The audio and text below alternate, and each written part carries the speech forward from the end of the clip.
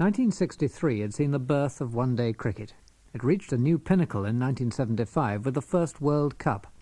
Australia met the West Indies in the final at Lord's and provided a glorious feast of cricket for all, and for John Arlott in particular. And they've scored off the last 15 balls. Now difficult not only to bowl a maiden over, but apparently to bowl a maiden ball. 185 for 3, and Gilmore, my word, how life can change between Wednesday and Saturday. Still a useful bowler, and still not the easiest problem for Lloyd to solve. Gilmore comes in, bowls, and Lloyd hits him high away over mid-wicket for 4. The stroke of a man knocking a thistle top off with a walking stick. No trouble at all. And it takes Lloyd to 99. Lloyd 99 at 189 for 3.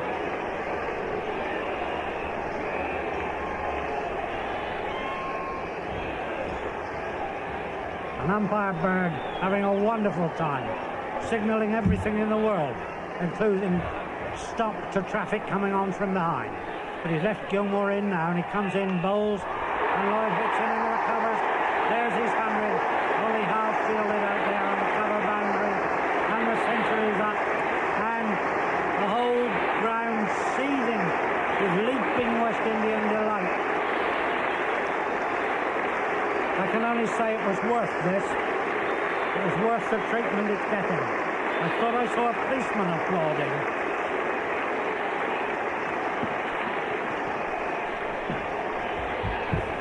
What an innings. 100 off 82 balls in 100 minutes with 2 sixes, 12 fours, and even Kanhai outshone. And Gilmore bowls and Kanhai clears him down the third man. Turner. And there's his return. 1 run to Kanhai, which sounds like anticlimax, and takes him to 48. Well, that was a very good overact there. Only 1 boundary. A near maiden of boundaries. And Ian Chappell still going through with this tactical job. It is Greg he's bringing on again, isn't it? Doug Walters, which is the same thing under a different name. But he is a useful change bowler, Doug Walters, and a great knack at getting out batsmen that better bowlers can't get out. But I shouldn't think he asked to be put on at the moment. Going to bowl to Kanhai, which gives him a chance off the first ball. It's 191 for 3 with 17 overs to go, and this whole ground seething. Walters then to bowl to Kanhai. Comes in, bowls, and Kanhai slashes. Goes through low to Marsh, he didn't touch it.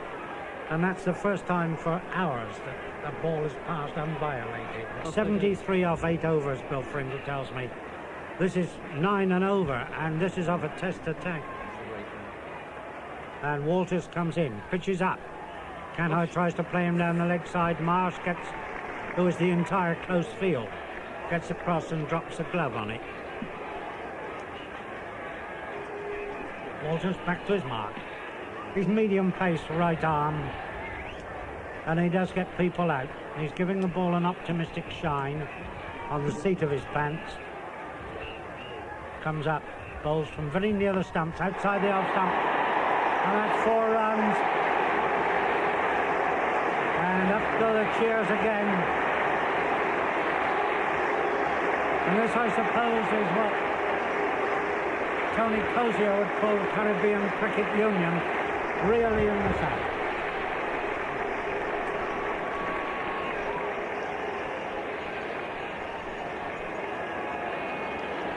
Mustn't show a Guyana bias. Kanhai's 50 off 99 balls in 141 minutes with 8 fours, and Walters comes in, bowls to him again. He tries to turn it on the leg side. Mark tries to run him out, hits the stumps, knocks the bails down, picks it up, goes halfway up to the bowler, and very nearly collected the bails, and he was beaten to it by umpire Bird, who is continuing to emphasise that he's the fastest mover on the field. 195 for 3 in the 44th over. Lloyd 100, Kanhai 52, and West Indies having themselves a ball. And up comes Walters again, pitches up, Kanhai drives him straight, and Turner down at mid-on looking more and more like Slasher Mackay, fields and returns. He can't quite do the Slasher's nocturnal prowl, but otherwise he looks just like him. Cat feet cocked and high shoulders, pitching his slacks there, as Walters prepares to bowl to Clive Lloyd, with Ian Chappell deciding to field at slip. Fly slip, short third man. Third man is walking backwards steadily. Now the field spread really far and wide, and Walters bowls and Lloyd hits him into the covers. McCusker can't stop it. Ross Edwards coming down round behind does. Returns, 2 runs, a low accurate throw. 2 off that, the end of the over, 198 for 3. The next thing to cheer is 200 up. Lloyd 102, Canhigh 53. 43 overs bowled, 198 for 3. 44. And this 44 overs has just gone up. And this game just sailing out ahead of Australia like an express train leaving a station. And now it's Gilmore to Canhigh in bowls, and he just pushes that away out into the open country to Thompson. Ian Chappell, of course, trying now with Gilmore and Walters to have his better bowlers in hand when the last 10 overs start and they embark on the real slow. Now Gilmore to Lloyd. He shapes to flick that down the leg side, doesn't touch it. Marsh going across, takes it. And you must believe me that there is no Australian within shouting distance of Marsh. They really have departed to the distant depths of the field. Third man on the boundary, point on the boundary, square leg on the boundary, long leg on the boundary. Long off trying to pretend he isn't on the boundary. Lovely take by Marsh, appeal by Gilmore. Wait a minute, this might be out. Umpires conferring. Bird thinks he touched it. Did it carry is the question. He's asking the square leg umpire. A thin edge, did it carry? He's out, he says. Caught Marsh, bowled Gilmore. Lloyd is out.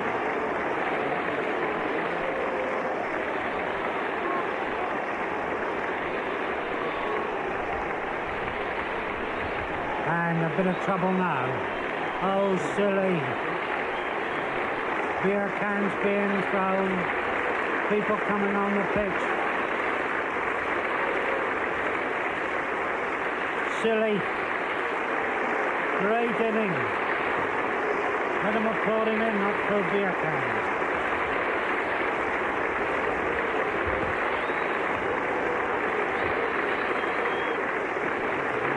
There's the applause for a splendid innings. 199 for 5. And to be fair, it was the beer that threw the beer cans. And Clive Lloyd out. Caught Marsh, bowled Gilmore, 102. The West Indies' 291 for 8 was enough to win the Prudential Cup, but not by all that much. It took 5 run-outs, 3 by Viv Richards, to secure the victory by 17 runs. Australia still had 4 tests to play that summer against England. Tony Greig started his captaincy at Lord's, where he introduced us to David Steele.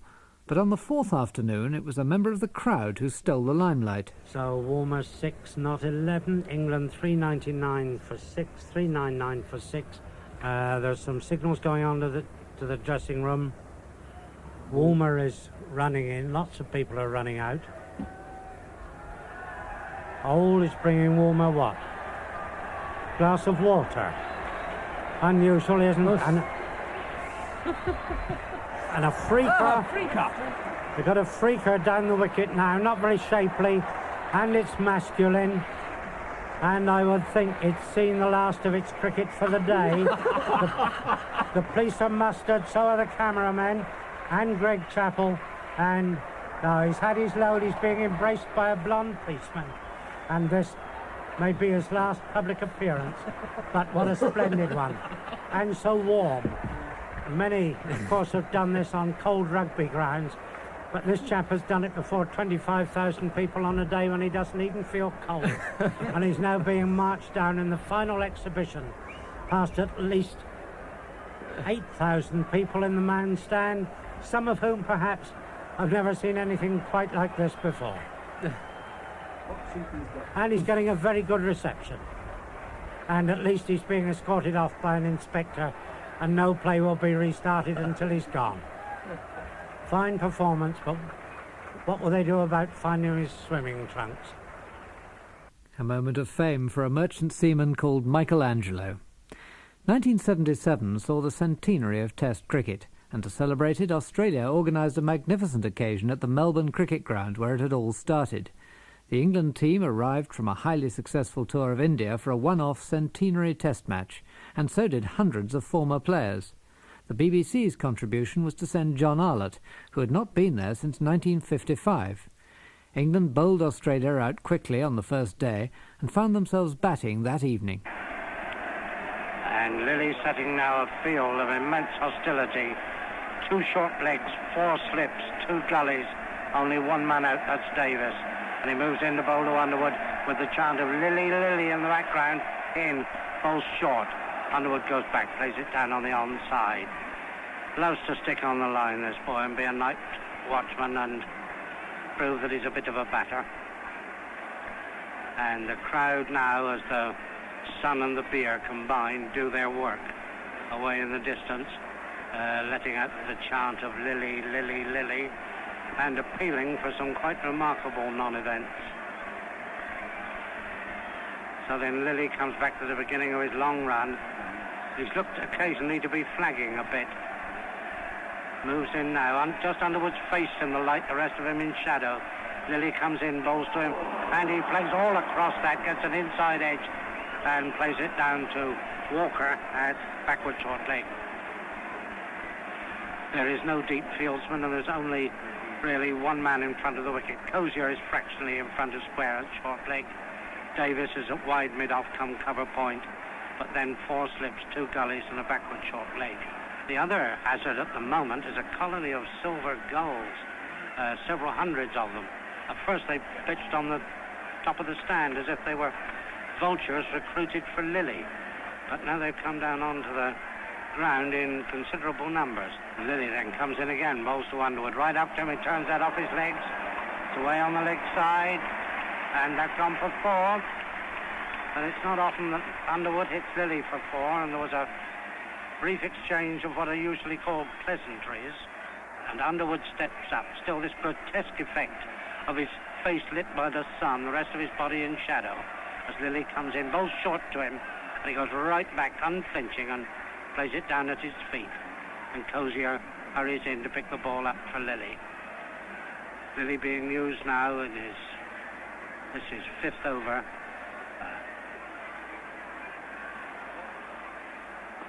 In the attempt to enlarge his breakthrough, he's got rid of Woolmer. On the whole, the 2 England openers had batted, I thought, fairly soundly. 6 wickets for Dennis Lilly were to shoot England out for just 95, which was followed by an Australian second innings score of 419 for 9 declared. It set England an apparently impossible 463 to win. They made the sort of start, though, which encouraged Test Match Special in England to stay on the air all night for the last day's play, something of a precedent at the time. We were rewarded by a great innings by Derek Randall. Well, if you're awake in England, it's worth staying awake still, I reckon.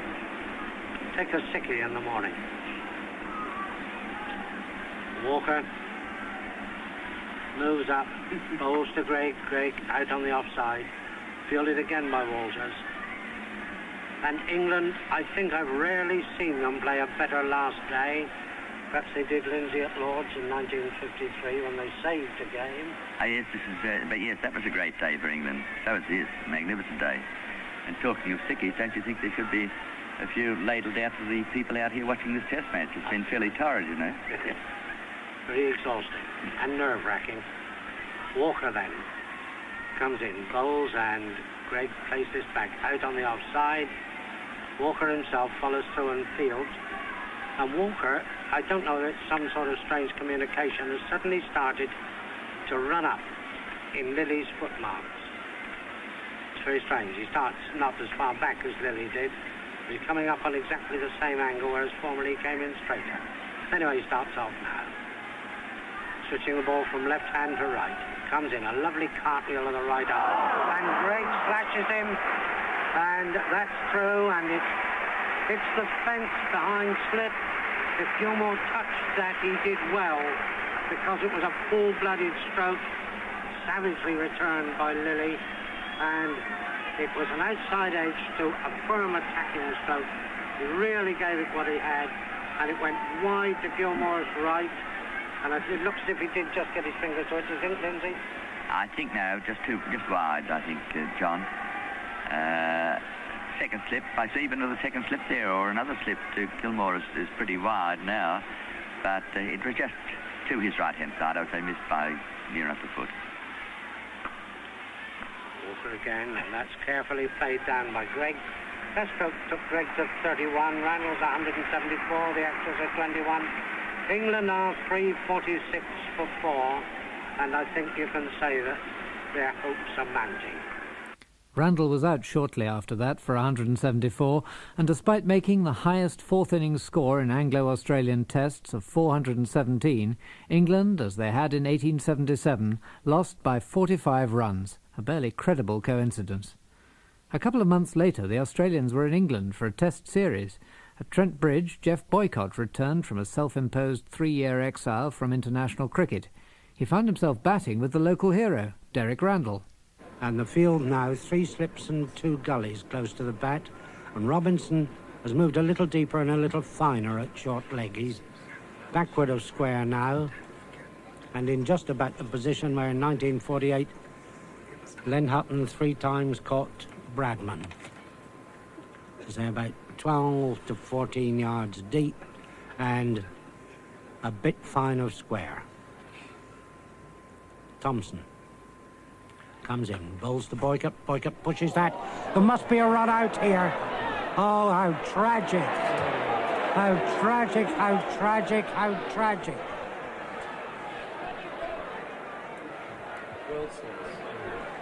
We welcome World Service with the news that Randall has just this minute been sacrificially run out, and England are 52 for 3. Let's leave the applause for Randall from a Trent Bridge crowd as he comes in, very crestfallen and very unlucky.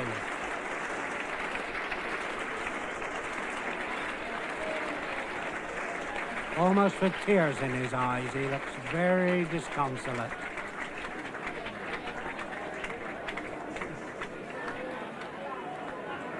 Go on, Fred. Well, the run-out's been on all the time because they have not run very well together since they came together. This morning when Boycott was running with Brearley, a run-out looked on to me then because early on Jeff Boycott pushed one into the covers and shouted for one and set off, and Brearley sent him straight back, and there was just no chance of a run. What happened there, I just don't know. Because I don't think for one moment, John, there was ever a run there at all. Except Boycott was home in the distant crease, and Randall set off and was halfway down the pitch when he was run out. Yes, quite agree. There were 2 men in the crease at one time, and the wicket hadn't been broken. That's right, yes. I think he had to go at once. I don't know whether whether once he might have just got there, but he seemed to be standing with the bat there, and he just didn't seem to take any notice. So whether there was a call of yes or run, I don't know. I never heard anything. Well, certainly Boycott set off, and certainly it was Boycott's call, wasn't it? Oh, it was Boycott's call, but Randall just stood there watching the ball. Well, Boycott made amends by making a century, and England won handsomely with himself and Randall at the crease, and Randall making the winning runs. That test saw the start of Ian Botham's phenomenal international career, and the following year brought another new name to the colours. There's no doubt to my mind, Fred, that this patch is becoming increasingly difficult and the batsmen increasingly aware of it. That's very true, and I would think that the England bowlers, if they're sat watching this, will be hoping that they do get something like 150, 200 lead, and they've got something to bowl at there, haven't they? Indeed, Liaquat to Brearley then. He mistimes an attempted square cut. And this is a state of mental conditioning where the batsman must watch for this particular spot if the ball lands near it. He's got to assume it's going to lift and keep away from it, otherwise he can play a stroke. And it's a schizophrenic state of existence which was apparent in that stroke of Brearley's then. Up comes Liaquat then. From the city end, bowls and Brearley swings him away on the leg side. He won't get 4 because it's fielded by Muhsin Khan, coming round very quickly on the leg side, and Brearley is run out. To his surprise, it's a splendid return by Muhsin, well gathered by Wasim Bari, and Brearley is out. Run out 38, or should it be 39, Bill? 38, just one run counts. He was 37 yes. before, so it counts the first one. A very fine piece of fielding by Muhsin, and England are 101 for 2. And Brearley again has lost his wicket when perhaps he might not have done, but it was a first-class piece of fielding. And now, instead of Root, Gower is coming in.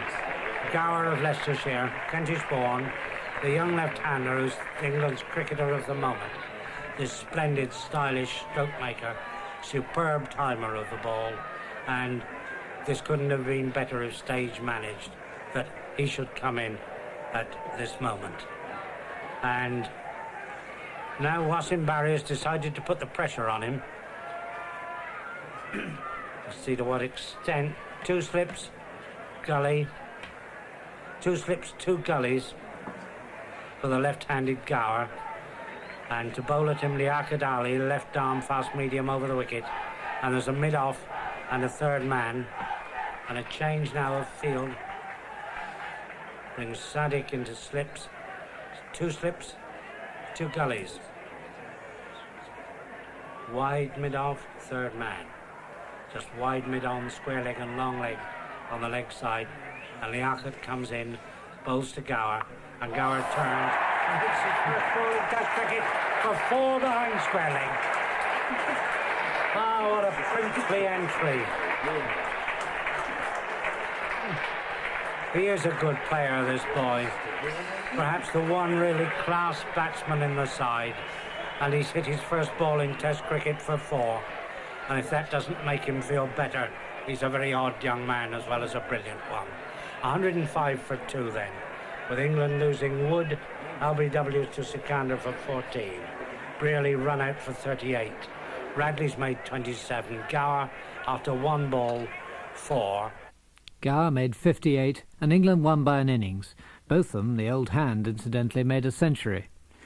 And so to the 80s and the end of this great career. John chose to make England's centenary test at Lord's in 1980 his last. Sadly, the match was not the success of its Australian counterpart. The Saturday was one of those frustrating days when, in bright sunshine, the crowd waited for the ground to dry after rain. In the commentary box, the conversation was animated. What I hate is this sun blazing down and people waiting for cricket and getting none, and I think you're over-polite.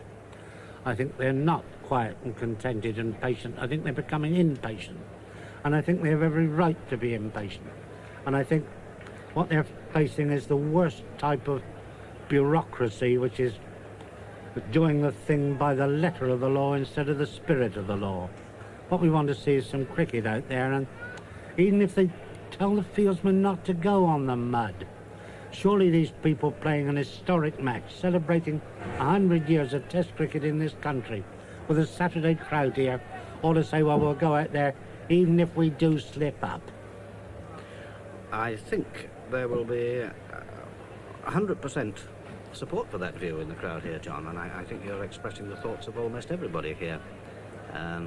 When I say almost everybody, the only possible exceptions are the umpires at the moment in whose hands it rests.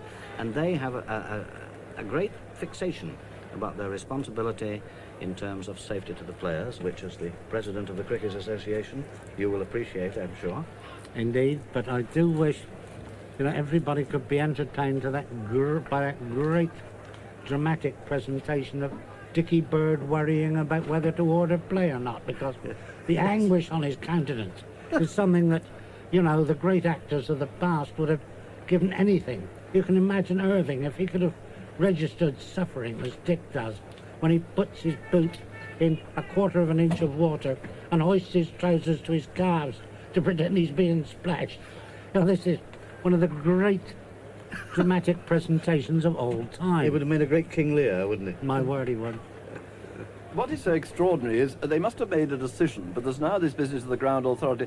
They've already been off for 5 minutes, and they haven't come to a decision, so there must be a tremendous argument going on. But you see, they're about to make a statement, Brian, and Dickie's worried about the syntax. And I'm sure he's inserting a few extra commas.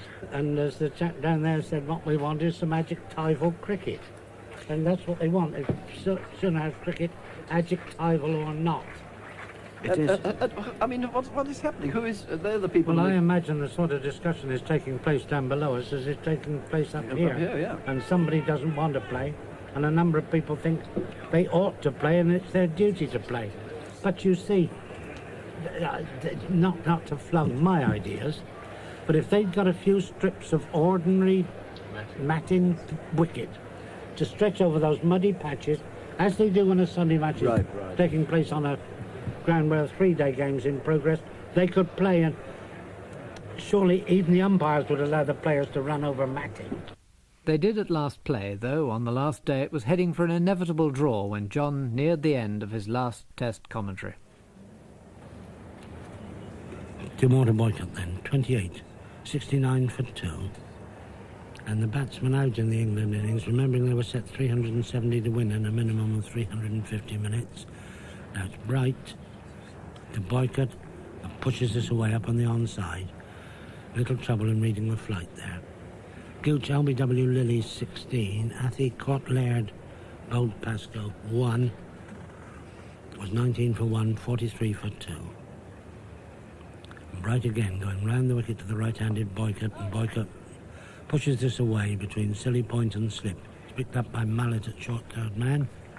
And that's the end of the over at 69 for 2. 28, 9 runs off the over. 28 Boycott, 15 Gower, 69 for 2. And after Trevor Beatty, it will be Christopher Martin Jenkins. Well, the applause is, I'm very lucky, really, to have been on while John completed his last commentary, and on behalf of the Test Match special team and listeners, we thank him very much indeed, and would he open that bottle of champagne a bit quickish? At the end of the following over, the crowd had their chance to pay their tribute. The end of a testing over from Lily, full of hostility. Close fielders still grouped round the bat, but safely and capably survived by Boycott and Gower. 72 for 2, 28 now Boycott, 18 Gower.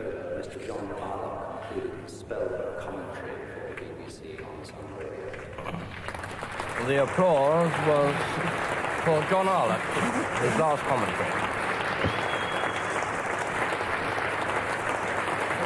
And Trevor, the entire Australian fielders clapping, Jeff Boycott having a clap there. I'm sure the entire ground clapping at that announcement by Alan Curtis that John has just done his final Test match session. A moment indeed of nostalgia and a very nostalgic match.